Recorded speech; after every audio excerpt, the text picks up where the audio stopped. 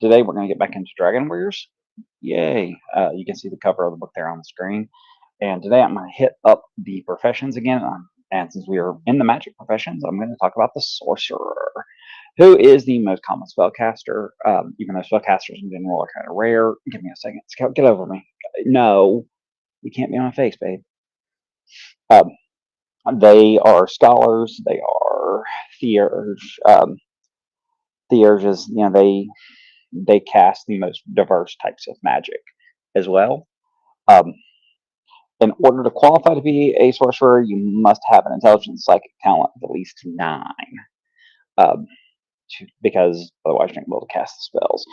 Um, they gain spellcasting magic points as detailed in the previous video. They gain them each day at midnight. So whatever you don't use resets at midnight. Um, and magical casting and armor is typically a no-no. You can wear like padded armor. Otherwise, you can't move well enough to cast spells. Um, Furthermore, they are not trained in the use of armor, so any heavy armors they're going to take penalties from anyways. Give me a second, guys. I'm sorry. Yeah, Scout, get off me. Go on. Go. Get up above me. Sorry. When I shoot videos and stuff, she wants to be on me when I do things. I don't know why. Um, Uh, that is not to impart that you cannot wear heavy armor as a sorcerer. You can wear any armor you want in this game. You can literally put anything you want on a character. Just know they may not be equipped to use them properly. Uh, that being said, talk a little bit about special abilities of the warrior of the sorcerer real fast. So sorcerers gain 4 primary abilities outside of spellcasting. They gain calligraphy, alchemy, artifice, and use of wands. Uh, these are the common use terms for them in the game world. Uh, Sorcerers are the people that are going to create most magical items. They do not create, however, do not create magical weapons. They do not create magical armors. They create magical rings, talismans, amulets. And I'll get into how to do that here in just a second, guys, just so you know, because it's important to know how all that is done. But we'll start with calligraphy. Joey, come on, dude, get off my fridge. Sorry, guys. My dog gets on my mini fridge and harasses the cats. That's what that was behind me. I almost got slapped. Um, Calligraphy is the ability to craft magic scrolls. Um, it starts at 4th rank, so your first 3 ranks, a sorcerer is only going to be casting spells. They do not have special abilities before that. But starting at 4th rank, they can do it. It's going to cost between 3 and 18 crowns, so a general rule of thumb on this would be 3d6 crowns for the cost. It requires parchment high quality with gold leaf and rare and expensive pigments. It's to be of any spell that the sorcerer is able to cast, which is a level that does not exceed his rank, and the maximum number of magic points is limited by the sorcerer's rank. So a an 8th rank character could write out a scroll for 9 magic point wall of magic and make you personally cast a spell 3 times that strength. The process takes a full lunar month, so it takes 28 days to inscribe 1 spell. Each scroll that he prepares temporarily suppresses 2 of his normal magic points. So what that means is for each scroll you carry, you have 2 less magic points that reset each night. Kind of common sense. So their example is a 10th ranked sorcerer with 5 scrolls at his belt would thus have 25 magic points instead of normal 35. Pretty simple. Calligraphy is pretty simple. It's really a time sink, honestly is. Um, it is. It's probably one of the more common use uh, things for a sorcerer because he basically gets extra spells per day because they don't actually use magic points on their own, even though they suppress your magic points. So it's kind of a give and a take when you use calligraphy. Uh, Alchemy is the creation of potions. The trick with alchemy and Dragon Warriors is you have to have a laboratory setup. Laboratory setup typically cost around 200 crowns. And if you are able to move it, if you need to move it, you can recoup about 2 to 20 of the crowns you put into it. Um, Alchemy starts at 6th rank. You're ranking at 6th rank. Uh, and there's a full table in here, but starting at 6th rank, you start with things like dexterity, occult, acuity, and strength. And there's a list of how much the cost of the ingredients are. So, again, guys, I'm not gonna sit there and screen share, and that just I've gotten to a point where that just gets very wonky, especially if I'm having to flip between a bunch of pages.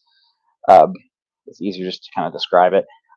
If you want to check the book out, I really encourage you to check this game out. Page 31 has a full table for this, and by the time you're 10th level, you can artifice or alchemy the highest level potions. So, including things like transformation, elemental essences, elixir vitae, truth, love, sleep, all those things. It does take 28 days to distill the potions. So potions take about a month to fill. You can do up to 10 potions at a time, creation wise. You can create up to 10 at any one good time, but you're not allowed to adventure while you're creating potions due to the fact that you have to keep constant watch on them. At 6th rank, you have a 40% chance to basically botch the creation. That goes down 10% per every rank beyond 6th to a minimum of 0%, of course. Um, and nobody knows if it works or not until somebody tries to drink it. So, and again, there's full details in the book on what each of those potions does. I'm not going to delve too deep into it because one of the rules with these videos are I'm not trying to play the game with you. I'm trying to get you to understand the basics of it. Um, and I hope I've done that. I really do. Artifice is creation of magical items, rings, amulets, and talismans. Uh, there's a 5% chance that you botch it anytime you create an item. So that's one of the things. Uh, and again, while doing this, you cannot adventure. You have to basically sit in your lab and work. Um, you have to have at least 20 magic points a day to fuel your enchantments put into it. And if you stop working even for as little as one day, you have to start all the way over. So that's unfortunate. 8th rank, you can begin creating talismans. It's somewhere around 300 crowns to create a talisman. And it takes 7 months of time to fully craft a magical talisman. So you have to not adventure and stay at your lab for 7 straight months. Amulets are 10th rank, or I'm sorry, talismans are 8th rank. Amulets are 10th rank. They take about a year and a day to create with around 400 to 500 crowns of material. Again, that's a year and a day. You're not adventuring with this character. Um, although you can craft some pretty powerful magic items if you know what you're doing. And then at 12th rank, you can actually craft magic rings. Um, the apparatus miscellaneous cost are going to be around 600 crowns, and it takes 3 years to craft a magical ring. And if you put charges on it, like say you put a magic ring that can cast a spell number of times per day, it's going to take you an additional month per charge. So, at a 15th level, 15th rank, the sorcerer is able to basically, for lack of a better way of putting it, they can go full mad scientist and start creating their own magic items uh, beyond pre-existing and pre-created knowledge. Um, so they get the ability to do all that. And the last thing that sorcerers do, of course, is they craft their own wand. Wand is a device that enables the sorcerer to concentrate his power efficiently in a small group of spells at the expense of weakening them in other spells and reducing his versatility. Uh, Once you hit 8th rank, you get to craft your own wand. A wand is treated like a quarterstaff. It has to be at least a meter long. It can be made out of anything he wants. Generally speaking, it has to be between 1 and 2 meters. It can have any shape or appearance, depending on your sorcerer. So your sorcerer can do something as simple as a wooden staff that is just simply carved, to elegant carvings of ebony and bone, to anything you can think of. You can put gold leaf on them. You can do all that stuff. to them, it's going to be specific to your sorcerer. Um, and the cost is going to vary wildly depending on what you build it out of and how you make it look. So, um, and that's just how it is. So it takes 3 months of game time real time or game time. I'm sorry, game time to make it.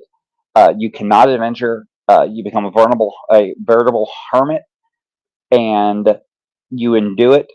Uh, you do this because it's treated like an uncharged battery as you're crafting it. No, um, and you actually have to sacrifice permanent magic points to get a wand. So for every magic point you sacrifice into the wand, it gives the wand 1.5 magic points. So for everyone, the example here is if you put 6 magic points into it, it would give the wand 9 magic points. Kind of simple. Um, the wand magic points though can only be used to cast the specific spells based on the wand you create. Um, you can still use any remaining magic points you have left over to cast any spells you choose to cast that are in your repertoire, including spells that are already included in the wand. So you don't have to use the wand's magic points to cast those spells, but it's basically giving you the ability to cast those spells additionally. Um, you do take a 5% chance of miscasting any spell that's not included in the wand spell set, but it does give a +1 magical attack or speed, whichever is applicable to the spells in the wand. So magic points in the wand regenerate just like they do for uh, casters at midnight. There are 7 different types of wands you can create. Again, page 33 of the book goes through it. I'm not going to get too detailed, but just know you can do, for like example, wand of healing gives you miracle cure, lesser and greater healing, antidote, and cure disease. And I'm not going to get all of them because there's 7 of them. They give several spells each. They count as normal quarterstaves in combat that do not confer bonuses. But because they're magical devices, they do harm things that can only be harmed by magic, like wights and specters. And it can only be used by the spellcaster that created it. So there you go. You can never have more than one wand at a time. It is a very unique item. If it's ever destroyed, then you can go about the work of creating a new wand. However, the magic points invested into the initial wand are still permanently lost. And guys, that's the basics of playing the sorcerer for Dragon Warriors. They are incredibly versatile casters. Um, they gain incredible power with magic. Um, the big thing to remember if you're going to play a sorcerer is if you're going to get into crafting items, the GM has to work with you in the adventuring structure to give you time to do that. It's just how it is. Um, you're probably not going to artifice too much because of the amount of time it takes. When you talk about, oh, I want to artifice a ring, well, now you're going to have to justify why you're not adventuring with the party for 3 years. And it gets longer than that if you try to put charges into the ring. All that stuff it gets wild. Like I said, their versatility extends into the idea of scroll crafting. Scroll crafting is, like I said, a great way to get additional spells per day. Because you can only invest 2 magic points into a very powerful spell later into the game, like a 6th, 7th, 8th level spell that you basically cast for 2 magic points. That then return to your pool. And it allows you to kind of be a jack of all trades as well. So you can kind of create scrolls that are very specific to specific events or specific circumstances, which is really a good thing. But either way, guys, that is the sorcerer. Like I said, that's the full sorcerer. The next class will be the mystic, which is a lot of fun too. The mystic's a pretty fun class. They cast spells a lot differently. Go back, please watch the spells and magic video I did. Scout, get off, Bug. What are you doing? Swear, cat. Um,